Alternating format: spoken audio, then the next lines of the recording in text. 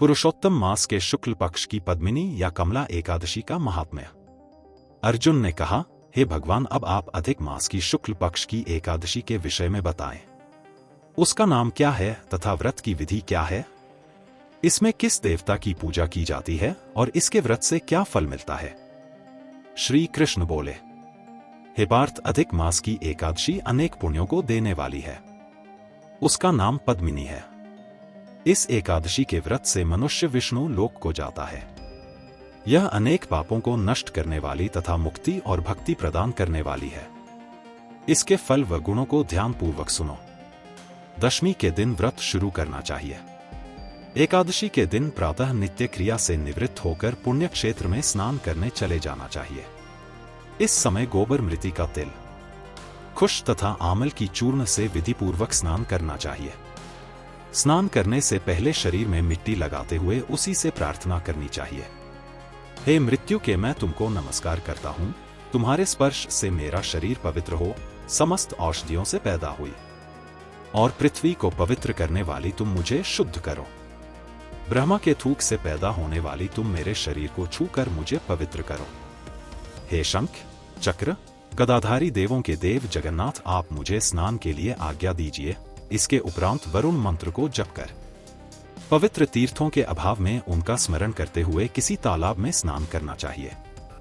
स्नान करने के पश्चात स्वच्छ और सुंदर वस्त्र धारण करके संध्या तर्पण करके मंदिर में जाकर भगवान की धूप, दीप, नैवेद्य, पुष्प, केसर आदि से पूजा करनी चाहिए। उसके उपरांत भगवान के सम्मुख नृत्य, गान आदि करें।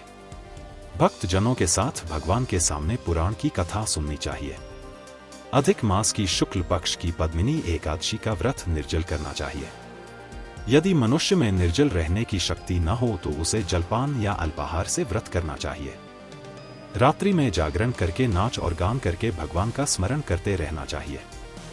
प्रति प्रहर मनुष्य को भगवान या महादेव जी की पूजा करनी चाहिए। पहले प्रहर में भगवान को नारियल, दूसरे में बिल्व फल, तीसरे में सीताफल और चौथे में सुपारी नारंगी अर्पण करना चाहिए। इससे पहले प्रहर में अग्निहोम का, दूसरे में वाजपेयी यज्ञ का, तीसरे में अश्वमेध यज्ञ का और चौथे में राजसू यज्ञ का फल मिलता है। इस व्रत से बढ़कर संसार में कोई यज्ञ, तप, दान या पुण्य नहीं है। एकादशी का व्रत करने वाले मनुष्य को समस्त तीर्थों और यज्ञों का फल मिल जाता है। इस तरह से सूर्योदय तक जागरण करना चाहिए और स्नान करके ब्राह्मणों को भोजन कराना चाहिए। इस प्रकार जो मनुष्य विधि पूर्वक भगवान की पूजा तथा व्रत करते हैं, उनका जन्म सफल होता है और वे उस लोक में अनेक सुखों को भोग कर अंत में भगवान विष्णु के परम धाम को जाते हैं। हे पार्थ, मैंने तुम्हें एकादशी के व्रत का पूरा विधान बता दिया। अब जो पद्मिनी एकादशी का भक्ति पूर्वक व्रत कर चुके हैं, उनकी कथा कहता हूं, ध्यान पूर्वक सुनो। यह सुंदर कथा पुलिस्तेजी ने नारद जी से कही थी। एक समय कार्तवीर्य ने रावण को अपने बंदी गृह में बंद कर लिया। उसे मुनि पुलिस्तेजी ने कार्तवीर्य से विनय करके छुड़ाया। इस घटना को सुनकर नारद जी ने पुलिस्तेजी से पूछा, हे महाराज, उस मायावी रावण को जिसने समस्त देवताओं सहित इंद्र को जीत लिया, कार्तवीर्य ने किस प्रकार जीता? सो आप मुझे समझाइए। इस पर पुलिस्तेजी बोले, हे नारद जी, पहले कृतवीर्य नामक एक राजा राज्य करता था। उस राजा को 100 स्त्रियां थी। उसमें से किसी को भी राज्यभार संभालने वाला योग्य पुत्र नहीं था। तब राजा ने आदरपूर्वक पंडितों को बुलाया और पुत्र की प्राप्ति के लिए यज्ञ किए, परंतु सब असफल रहे।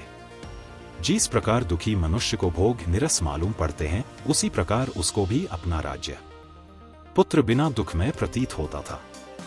अंत में वह तप के द्वारा ही सिद्धियों को प्राप्त जानकर तपस्या करने के लिए वन को चला गया। उसकी स्त्री भी यानी हरिश्चंद्र की पुत्री प्रमादा वस्त्रालंकारों को त्याग कर अपने पति के साथ गंधमादन पर्वत पर चली गई। उस स्थान पर इन लोगों ने 10,000 वर्ष तक तपस्या की, परंतु सिद्धि प्राप्त न हो सकी। राजा के शरीर में केवल हड्डियां रह गई।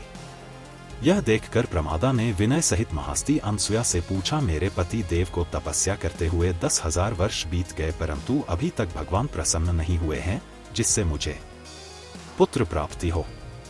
इसका क्या कारण है? इस पर अनसुया बोली कि अधिक मास में, जो कि 36 महीने बाद आता है, उसमें 2 एकादशी होती है। इसमें शुक्ल पक्ष की एकादशी का नाम पद्मिनी और कृष्ण पक्ष की एकादशी का नाम परमा है। उसके व्रत और जागरण करने से भगवान तुम्हें अवश्य ही पुत्र देंगे। इसके पश्चात अनसुया जी ने व्रत की विधि बतलाई। रानी ने अनसुया की बतलाई विधि के अनुसार एकादशी का व्रत और रात्रि में जागरण किया। इससे भगवान विष्णु उन पर बहुत प्रसन्न हुए और वरदान मांगने के लिए कहा। रानी ने कहा, आप ये वरदान मेरे पति को दीजिए। परमदा का वचन सुनकर भगवान विष्णु बोले, हे परमदे, मलमास मुझे बहुत प्रिय है, उसमें भी एकादशी तिथि मुझे सबसे अधिक प्रिय है। इस एकादशी का व्रत तथा रात्रि जागरण तुमने विधिपूर्वक किया, इसलिए मैं तुम पर अत्यंत प्रसन्न हूं। इतना कहकर भगवान विष्णु राजा से बोले, हे राजेंद्र, तुम अपनी इच्छा के अनुसार वर मांगो, क्योंकि तुम्हारी स्त्री ने मुझको प्रसन्न किया।